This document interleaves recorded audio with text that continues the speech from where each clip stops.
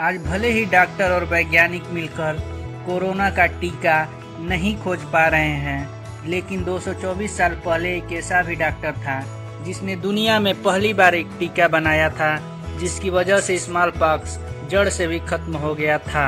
आइए हम बात करते हैं कि दुनिया में कैसे बनी पहली वैक्सीन। दुनिया में कैसे बनी पहली वैक्सीन? दोस्तों, फिलहाल पूरी दुनिया के डॉक्टर और वैज्ञानिक कोरोना वायरस की वैक्सीन की तलाश में हैं। फिलहाल किसी भी देश को कामयाबी नहीं मिल रही है, और ये हाल तब है जब दुनिया में तकनीकी इतनी ज़्यादा उन्नति कर ली है। लेकिन क्या आपको पता है कि दुनिया की पहली वैक्सीन कब और कैसे बनी थी, और वो कौन सी स्थितियां थी जिनमें पहली बार एक वैक्सीन को बनाया गया था?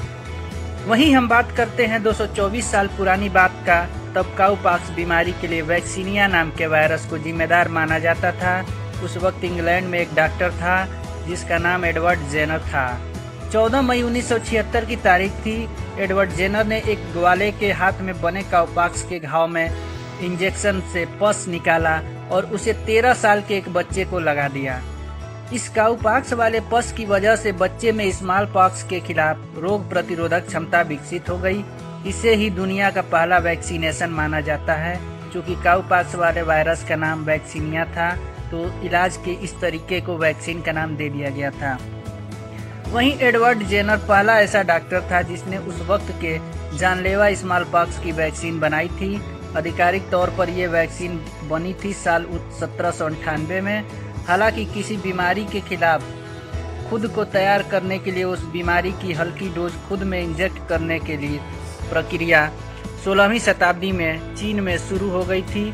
ये भी कहा जाता है कि 18वीं शताब्दी की शुरुआत में भारत में भी बीमारी के खिलाफ खुद को तैयार करने के लिए लोग उस बीमारी के वायरस की हल्की डोज खुद में इंजेक्ट कर लिया करते थे। वहीं अगर हम बात करते हैं 20वीं शताब्दी के आते आते विज्ञान ने अच्छी खासी तरक्की कर ली थी, और इस दौर में वैक्सीन बनाने की प्रक्रिया भी तेज हो गई थी। सन 1853 में पूरे ब्रिटेन में स्मॉल पॉक्स की वैक्सीन को लगवाना अनिवार्य कर दिया गया था। अगर हम बात करते हैं लुईस पास्चर की, तो उन्होंने सन 1897 में कालरा का टीका विकसित कर लिया था। वही इसी डॉक्टर ने 1904 में एंथ्रेक्स की भी वैक्सीन की तलाश की थी। सन 1944 में फ्लू की भी वैक्सीन बन गई थी। सन 1950 से 1960 के बीच डिप्थीरिया, टेटनस और काली खांसी तीनों बीमारियों की एक वैक्सीन बना ली गई थी। दुनिया के लिए 1986 वो साल था जब हेपेटाइटिस बी का वैक्सीन बनाया गया था। हालांकि कई देशों में वैक्सीन को लेकर शुरुआत में कई तरह की अफवाहें भी फैली गई थीं। इसका असर वैक्सीन के विकास पर भी पड़ा था। पहली वैक्सीन स्मॉल पॉक्स के खिलाफ बनी और उसने इसे खत्म कर दिया।